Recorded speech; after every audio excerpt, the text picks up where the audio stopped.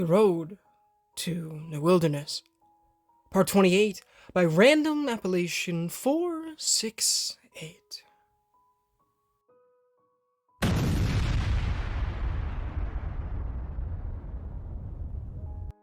Every window in the lodge rattled. Dust rained from a few sections of the ceiling, and the lights flickered in their gold-colored chandeliers. People screamed and ran helter-skelter in all directions, the ballroom a blur of colorful clothing. As abject panic overrode any sense of discipline. Somewhere outside, the reserve's tornado siren blared to life, its high, shrill wail adding to the chaos. Glasses shattered on the polished wooden floorboards, the radio continued to sing on, abandoned by the DJ, and everyone shoved their way to the doors like a herd of cattle at the slaughterhouse. I slipped on a wine slick left by someone's broken champagne flute, and cast around for either Jamie or Chris.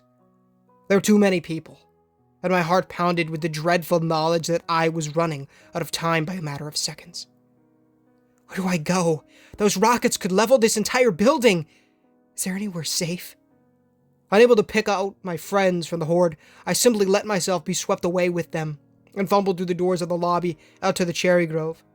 Under the darkening sky, shadows of people ran back and forth through the little streets of New Wilderness, some heading for the battlements in the expectation of an attack, others fleeing for any building that they thought might give them cover. A huge cloud of black smoke roiled just beyond the perimeter wall, and more detonations erupted in the fields and pastureland like geysers of fire.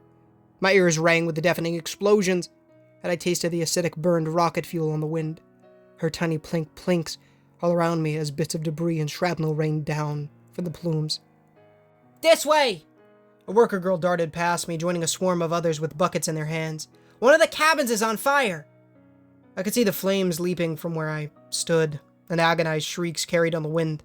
My stomach twisted as I recognized the sound of people burning, screeching as their skin melted, trapped within the blaze. A kid. There's a kid in there. Pumping my arms to run as fast as I could, I joined the throng and wound my way into a line that stretched from the visitor center to the gray wooden cabins on the other side of the lodge. Various plastic, wood, and metal pails already made their way up and down the column, sloshing cold water from the spigot onto me as I hefted each one to the next person. More rockets whistled down from the sky overhead, and we ducked every time an explosion went off, unsure if the next would land right on top of us. The dirt shuddered under my new shoes, so much so that I almost fell over at times from the shockwave, and a few car alarms began to go off in some of the parked vehicles. Minutes felt like hours. My arms ached, but I refused to slow, everyone in the bucket line throwing everything they had into the fight. The flames began to shrink, but the pitiful screams of the victims petered off in a way that told me our efforts were in vain. It hurt in my chest to think about it, and the line around me slowed as morale sank among the firefighters. Anna Brunn? I looked up from swinging another heavy water bucket to the girl beside me and found two men in ranger's garb waiting with rifles in hand. Yeah. At my confirmation, one of them reached over to take me by the arm, and they guided me away from the procession toward the opposite side of the parking lot. "Sean sent for you," one of the men explained, their faces hidden by black bandanas pulled over their noses and mouths. "We have to go into lockdown, and you're supposed to come with us." Thank God. Relieved that there might be somewhere safe to go after all, I tried to peer at their faces in hopes of receiving some kind of update on our situation. "Have you guys seen Jamie Lanson or Chris Decker? They were both with me, but I can't find them." "Our orders are to get you to Sean," the other man barked, and they marched on with me toward the road leading to the mechanical garage. "The other two will be fine on their own." My brow furrowed, since I couldn't see why it'd be more important to Sean than anyone else. Come to think of it, I didn't remember ever seeing our guys wearing black bandanas in the fort, or on patrol. Was this some kind of uniform change I hadn't been told about? Granted, I'd been gone for days, but it still struck me as odd. In the distance, a tall figure ran with a group of men for the front gate, and I recognized the muscular superhero physique. "There!" I pointed and started to sprint for the group. "I see Sean, he's right!" Wham! A rifle butt collided with the back of my head. Pain flashed through my skull, and I went down in a pile of dust and blue cloth. My hands were jerked behind my back, cold metal clicked over my wrist, and a sticky strip of tape was plastered over my mouth. A white cotton pillowcase slid over my face, and a few wraps of tape wound around my bare ankles. Panic-stricken, I tried to scream, to thrash, but they just picked me up by my arms like a suitcase and dragged me into the night. A trap. This was a trap, and I fell for it. What on earth do they want me for? Suspended in their rough hands, I bit at the sour tape in fear and tried not to think about how helpless I was in this thin blue dress. I didn't even have my knife, and one of my shoes slipped off my foot as we went. Ensuring, if somehow I did get away, I'd be running with one bare foot. Crunching gravel gave way to a squeaking metal door and a chorus of tense voices shouting to each other inside a confined space. I smelled machine oil through the pillowcase over my eyes, and my heart skipped a beat. The mechanical garage. I was in Ranger headquarters. Why were Rangers kidnapping me? In another sharp jolt, the world swung upright, and cold, flexible plastic planted itself against my calves. More ropes cinched around my torso to keep me still, and someone added more tape to bind my legs to the chair.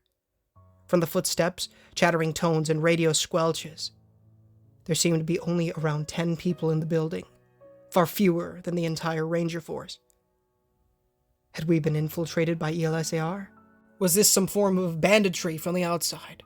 Or were these just a handful of people who had decided to make the most of a terrible situation by carrying off the first unsuspecting girl they could find? Confused and frightened, I sat and listened to the jumble of voices barking to one another against the backdrop of exploding rockets outside. Stairs sectors report no ground advance, sir. Tell all perimeter teams to maintain their positions until I give the stand down. Colby, what's the status on our interior sweep? We have 3 teams still out, sir. But, no sign of the item yet.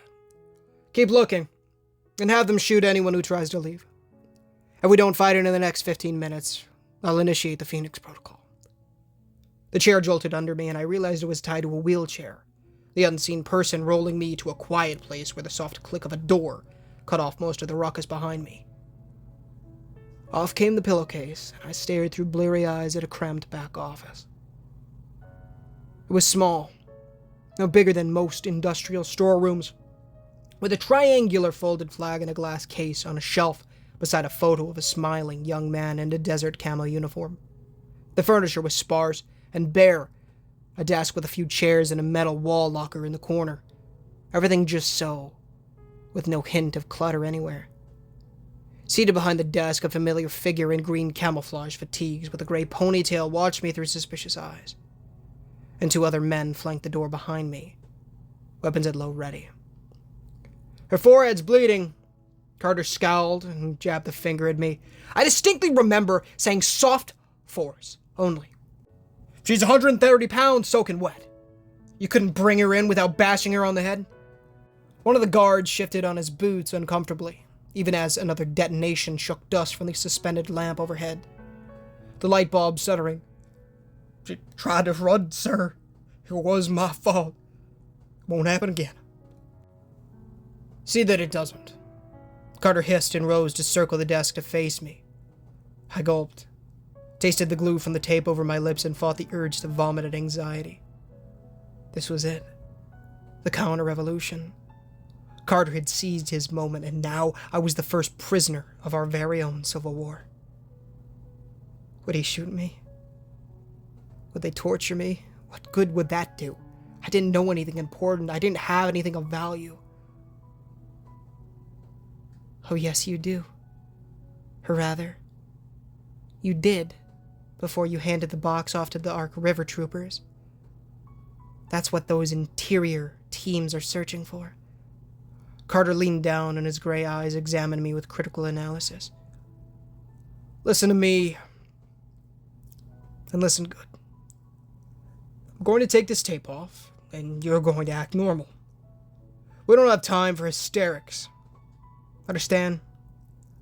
I nodded and tried not to squeeze as a wisp of dust curled into my nose, another bomb shaking the ground with titanic force.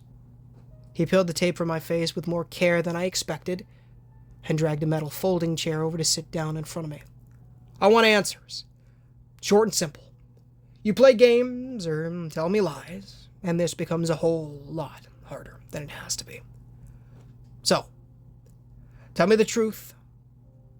Where's the beacon? Adam and Eve have it. I shivered from how cold the wheelchair felt against my bare legs and tried to think of a survival strategy for my bizarre situation. I gave it to them.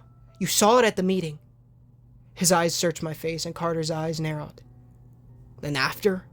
Just now. Look me in the eye and tell me you don't know where it is. I don't get it. Why doesn't he just ask Adam? Why even involve me? I don't know. I forced myself to meet his gaze, the cuffs digging into my wrists. I swear, I really don't. I haven't seen the box since the meeting. Silence.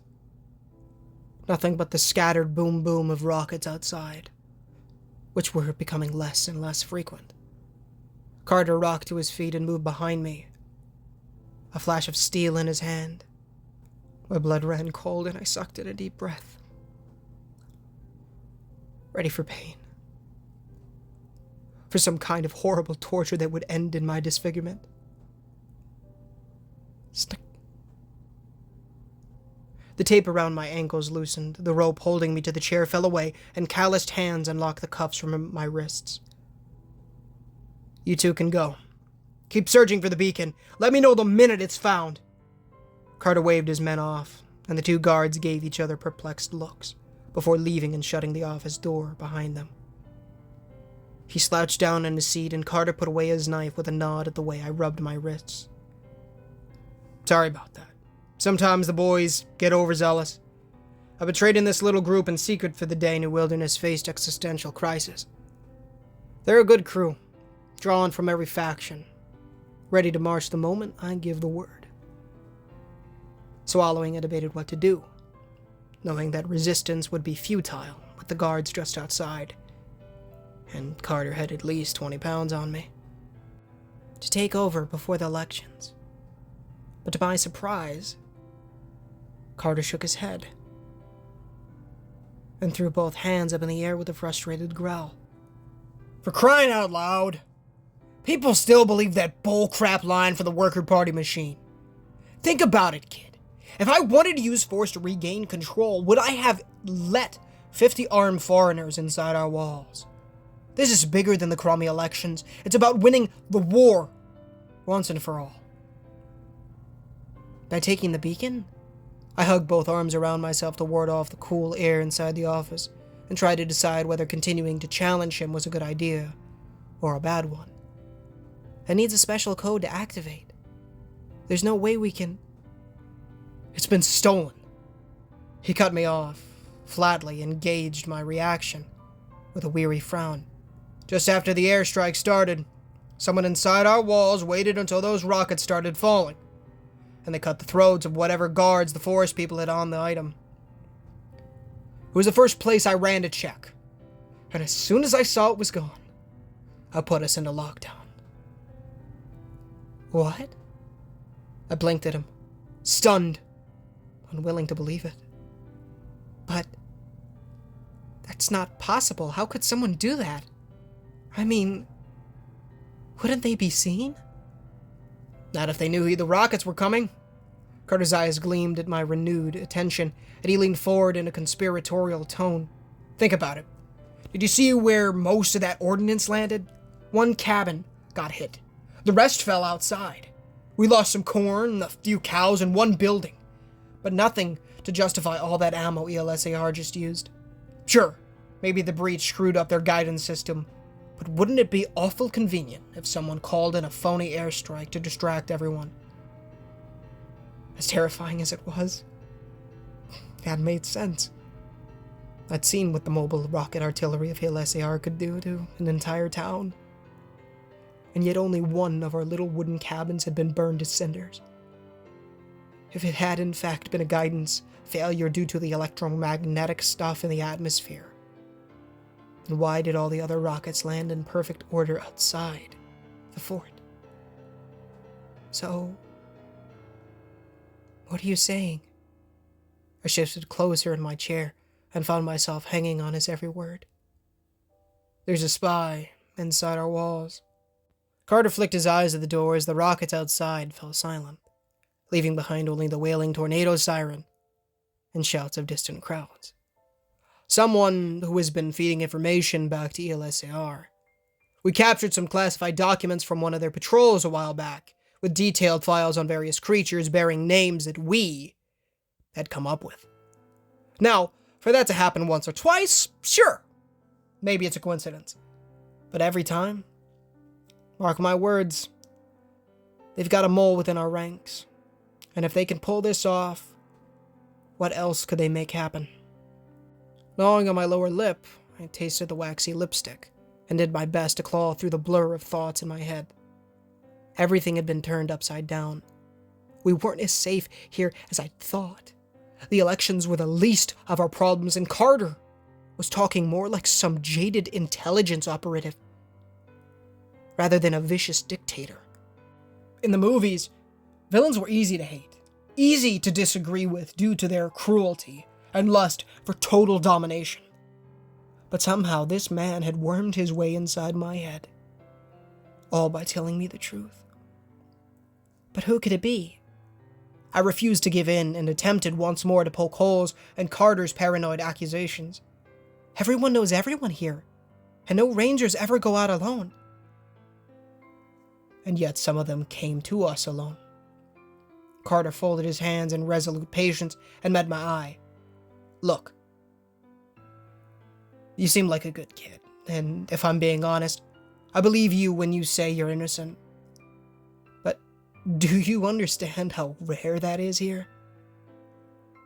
No one can be trusted, Hannah. No one.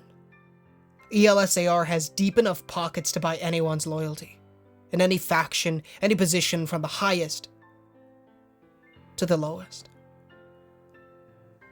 None of the people I know would do that. I crossed my arms in defiance, not so much because I thought I was right, but more to keep the nagging thought at bay. That maybe, just maybe, Rodney Carter was. He seemed to pick up on my failing confidence, and Carter shrugged with stoic indifference. Oh, really? There's no one here that comes to mind? Think. Who do you know that arrived here out of the blue, on his own, with the perfect outlandish story to keep people from asking too many questions? It's not possible. My eyes widened, and I fought to breathe. No! Chris isn't a spy. There's no way. I get it. You like him. Carter sighed, and his eyes slid past me to gaze far away in a ghost of something like fondness that decorated his weathered face for only a moment. I was young, and in love once too. But love blinds you to duty, and Decker is one of the few here who isn't from Barron County. He's military age, single, with no close relatives we can contact to verify his information. He's got a suspicious amount of weapons proficiency for a civilian, plentiful mutant knowledge, and somehow managed to survive all those days out in the zone by himself. I don't buy it. He's lying, Anna. I'd bet my bottom dollar that Christopher Decker isn't who he says he is. I hesitated. Chris's handsome face before my mind's eye, a ripple of doubt flooding through me. All the attention he'd paid to me, the generous gift I'd left with him on the deck of the lodge, the times his quick thinking had saved me. Could it have all been a clever ruse? A spy, so handsome, so charismatic, so overt that he was covert, sliding right under my radar and into my naive little heart. But he seemed so nice. Then again, why wouldn't a spy be? Sensing my misgivings, Carter pressed the issue, his raspy voice in a low whisper. I'll bet they all told you I'm some evil dictator wannabe, huh? A fascist old coot who wants to rule the world. Funny how they left out the part where I donated half the weapons, ammo, and survival rations here from my malicious stash. That gear took us years to collect. A fortune we'll never get back. Or what about the fact that our militia boys took the most casualties the first days of the war? going house to house, pulling families out before the freaks could get to them. Those same families then turned around and voted against us the second they were safely behind the wall. I can guarantee that no one mentioned my 3-strike policy, where I gave people multiple chances to behave before putting them on the firing line. No, they don't want to say that. Because God forbid people wake up and smell the coffee. He thrust himself to his feet and Carter paced around the room, hands on his hips, brooding aloud as he faced the picture beside the folded flag on his shelf. My boy got killed in Afghanistan during a firefight in Kandahar. It was the worst day of my life when we got the news. But he understood the risks, just like I did in Desert Storm. We're at war. This isn't a game, and it's not the time for political nonsense. O'Brien throws a fit every time my boys clean out a nest of mutants because she wants to gawk at them. But none of her pencil pushers ever go out on patrol. Sanderson knows more about engines than combat, and the only reason he's in charge of anything is because he's good at charming people with his simple blue-collar manners. Only Sean has a lick of sense, and even then, he still thinks he's a cop on the beat, and not a guerrilla fighting for his life. I didn't lead because I wanted command. I led because I'm the only one fit for the job. I squirmed in my seat and dared to squeak out a final protest. You were going to shoot Jamie. Carter's face softened at that, and he looked down at his hands, as if he could see the blood on them, and had yet to find a way to wash it off. Sacrifice is not giving up something you hate, but things that you cherish, all in the name of a greater good. She reminds me a lot of my granddaughter. Strong, sensible, ambitious. The day Jamie Lanson refused to obey orders, I gave her a choice. And I'm giving you one right now. He marched around behind the desk to pull another folded black bandana from his drawer and offered it to me. As head of your faction, I'm proud to say you did a dang fine job out there, by all accounts. You're also the closest to Decker. He'll trust you. Join me, and when we catch our spy, I'll give you Lanson's old job, as a member of my interior guard. We can win this war together, Hannah. Save so many lives. But you have to pick a side. I froze. My eyes locked on the cloth bandana and wrestled with myself, heart ramming against my ribs. Could I refuse? Carter had made it clear that he made no qualms about shooting anyone who got in the way of the greater good. Now that he'd revealed his knowledge of a spy to me, could I really expect to just walk out of here unscathed? Yet, what would happen if I joined him? If he marched on the assembly with his secret army and I stood amongst them?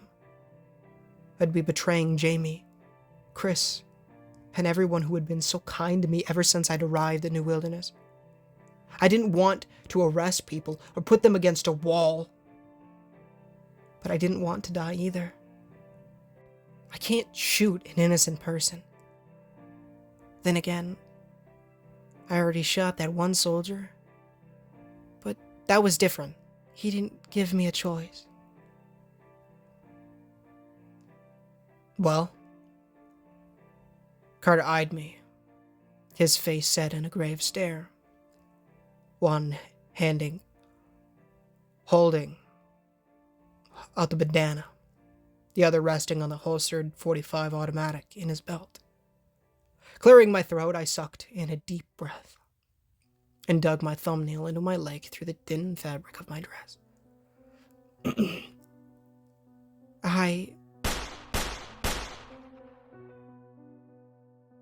Gunshots rang out on the other side of the door, and voices shouted back and forth in the turmoil of a firefight. Bullets sliced through the walls of the office, chattered up the wall, and we both dove for the floor on instinct. Someone wailed in pain, and bodies thudded on the concrete of the shop. "Hannah!" A voice called out over the staccato. "Hannah, where are you?" "Chris?" My heart leapt, and I opened my mouth to scream, but Carter clamped his hand over it to yank me back behind the desk. I struggled, my foot caught the wheelchair to send it crashing onto its side, and boots drummed on the cement toward the office door. "Carter!" Chris bellowed from the other side of the door, his voice dripping with a visceral rage. "Let her go! You let her go, or I'll take you apart!" Shoving me down behind the cover of the wooden desk, Carter straightened up and yanked his pistol out to point it at the door, his gray eyes wild. "I know it's you, Decker! I know it! You're going to get what's coming to you!" Whether Chris understood his words or not, I heard a furious heel connect with the office door, the cheap plywood bending inward from the force. One more blow would break it clean open. But Carter stood ready to send a bullet right through Chris the instant it did. "No. No more. I won't be part of this." Pulling my legs under myself, I waited until the door crumpled under a second kick and threw myself forward. Carter's pistol let out a burst of flame toward the ceiling, and a rifle to my left spat 2 rounds in rapid succession. I tumbled to the floor, my fingers clawing at Carter's fatigued jacket, and squeezed my eyes shut to await the searing pain of realizing I was hit. Carter coughed, and I opened my eyes to find myself face to face with him. Hot red blood trickled down the front of my dress, but it was Carter's wrinkled countenance that twisted in pain, the bullet having caught him just under the ribs. His hand scabbled at his collar with failing strength, and Carter tugged free a black cord from around his neck. "Take it!" He gurgled broken sentences, teeth bubbling over with frothy red blood as he began to choke on a punctured lung. And Carter pressed the object into my startled hand. "More important than beacon. Don't trust anyone." His clammy fingers slid out of mine, and Rodney Carter slumped to the floor. "Oh, Hannah, what have you done?" Someone fell to their knees beside me, and 2 strong arms scooped me off the cold concrete. "Are you okay?" Chris held me by both shoulders to search for wounds, his blue eyes frantic in their flight over my disheveled frame. "Talk to me. Are you in pain anywhere? Did he hurt you?" All the adrenaline left me, and stars danced before my eyes as the gravity of what I'd just survived set in. Relieved, I flung my arms around his neck and let Chris hold me tight. "No, I'm fine. I'm okay." More rangers, workers, and even a few researchers flooded into the mechanical garage in various state of arms, but I couldn't focus on any of them. Instead, I wrapped myself around Chris like a lifeline, then buried my face in his shoulder, not wanting to meet his eye. He'd rescued me. Just being in his embrace made me feel 1,000,000 times safer. But I couldn't shake the icy prickles of suspicion that wove their way through the folds of my mind. He'd gunned down half the conspirators, including Rodney Carter, all by himself. He'd somehow known where I was, knew to come find me, that Carter had me hostage. Chris had somehow known, and I hadn't been able to find him after spotting the rockets. In my hand, I gripped the secret Carter had entrusted to me, out of sight of everyone else, and braced myself against a river of horrid unease. "Who are you, Christopher Decker?" Hey guys, and thank you so much for listening to today's story. If you did enjoy, please feel free to leave a like, as it does help the channel innumerably and doesn't get the gospel to people sweet, as well as please consider subscribing, as we are trying to 1,000 subs by the end of the year, and it would be a massive blessing with the Lord if you guys did do so. Of course, please read the $1 million question on screen right now, description, pinned comment, make that choice. By reading that, it'll tell you how to go to heaven. Please make the choice yourself. Please make the right one as well. But it'll teach you about repenting of your sins and trusting in the good Lord Jesus Christ. And then once you've done that, by building the relationship with the Lord, by reading the Holy Bible daily, pray daily, and evangelize people. It's great stuff. Of course, join the Discord. Link in the description, as well as if you guys like gaming streams, trophy hunting, I do stream quite often. I won't be tonight. I'm really tired. I'm going to go to bed after I get this up. But, you know, it's a godsend. Also, go show Random Appellation 468 some love down in the freaking description. His original story link as well as his Reddit page are down there. Show this man some love. He deserves every ounce of it for making this beautiful story. Gosh, man, the more I read this, the more I just love it so much, dude. I was thinking about freaking Hannah and Chris's relationship last night, bro. It's just it's a great one. One I really do love. And I think I think these stories that have the relationship aspect into it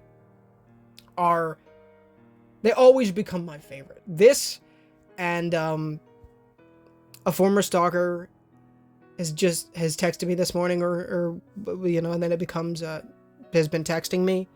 I think like those are my easily my favorites that I've done so far, I think. This entire thing, it's just such a good story.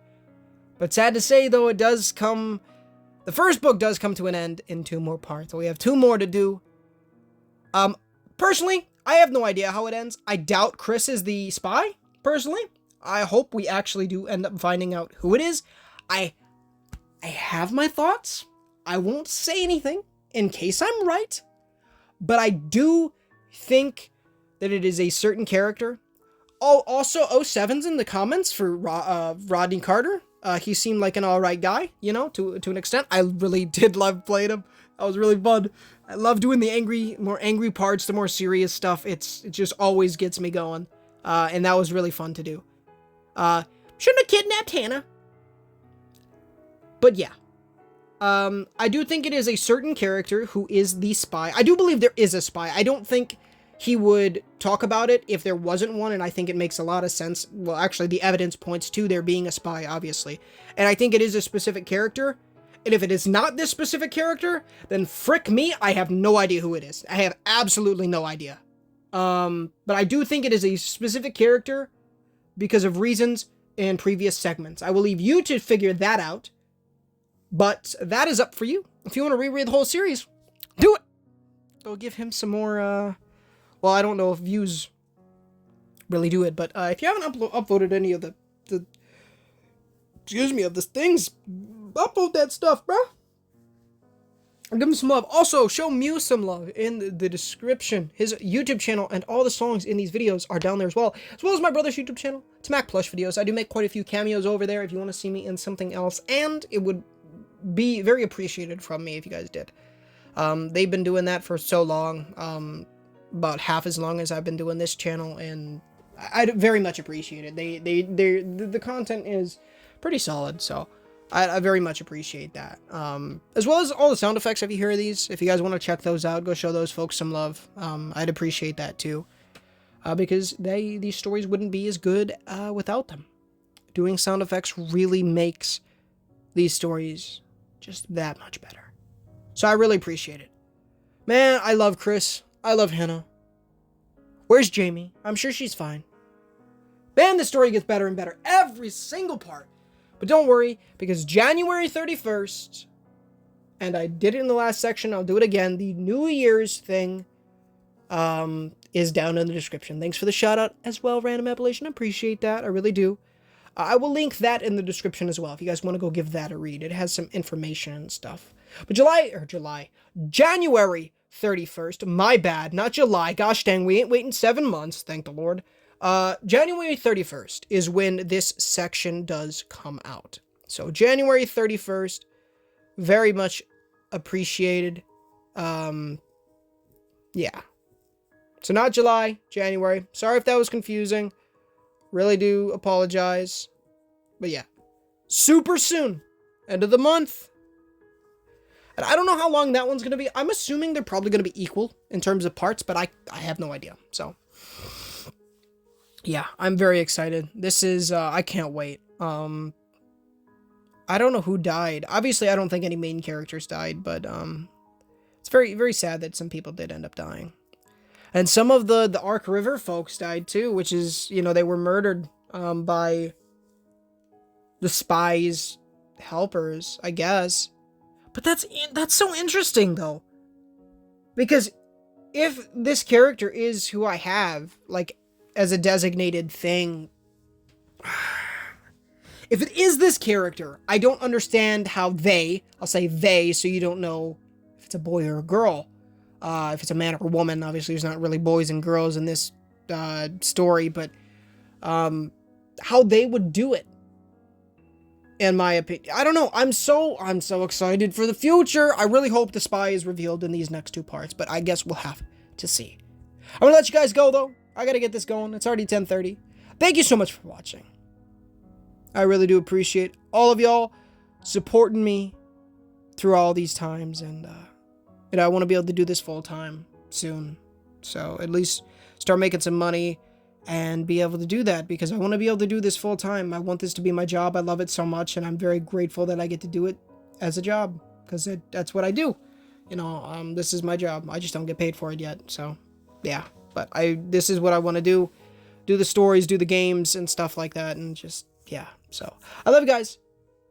It's gonna be awesome. So thank you for the support, y'all. Thank you, Lord, as well.